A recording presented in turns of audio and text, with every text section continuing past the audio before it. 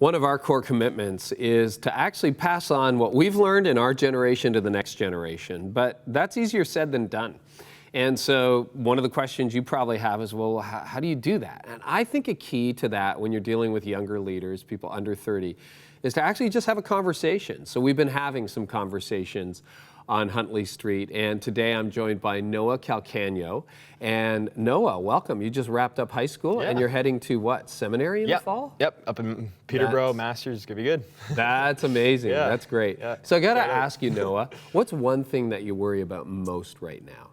I'd say one thing I really worry about, which might be surprising coming from someone my age, is the economic climate of the world. Because like you look at the United States being so deeply in debt. You look at Ontario, we have like something like twice the debt of California with like a third the population. And I really don't think it's a good example to be setting, because you look at the Bible where it says to be a good steward of your money. And I really believe that that's something that needs to be taken more seriously by people my age and by people in government, because it really is an important thing for us and for the people that come after us, and I just believe that's something that needs to be taken seriously. Wow, that's good. Okay, so this is a dialogue. You got a question for me?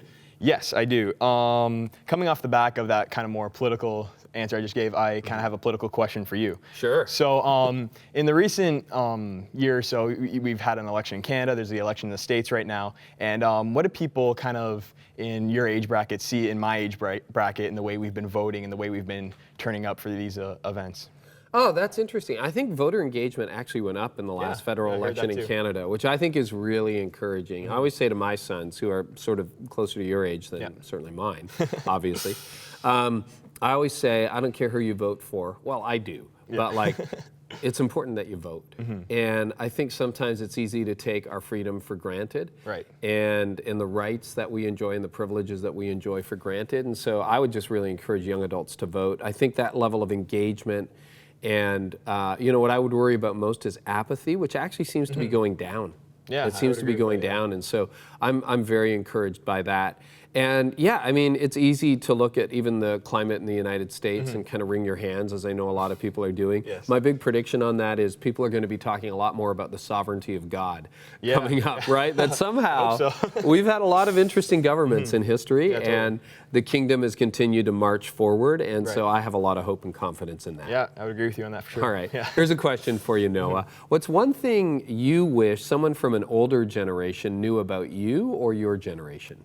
That's an interesting question. I really believe that respect for them is something I wish they knew about us, because I think that's something both sides want. We want respect from people older than us. They want respect from us. And I think it's there because you look at the revival that people from your generation have seen. You look at the political movements they've done. You look at that kind of thing. And we don't take that for granted. We see that. And I know there are definitely people my age who do take that for granted. But there are people like me who see that and honor that and want to see that replicated and gain wisdom from people like you who are there in those kind of circumstances, and see how we could apply it to today and to the issues in the church today and the issues in our countries today. And that's definitely something I think that's a surprise for a lot of older adults, like previous generations, your parents or even grandparents. It's like, really? You're interested in what we have to say?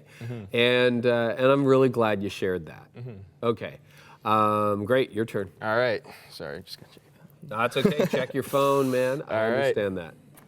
All right, so one question I have, shifting more to church leadership, because that's something I'm going into, and you're very experienced in that. I've listened to your podcast. It's great, by the way. Well, thanks, Noah. So one thing I want to know is, as a leader, how can we like reach people who need God, these people who traditionally the church may not have been as accepting towards, but we're seeing that kind of being more acceptant toward these people. But how can we reach these people without compromising our convictions? Yeah, I think often we get confused between the mission and the method. The mission never changes, ever.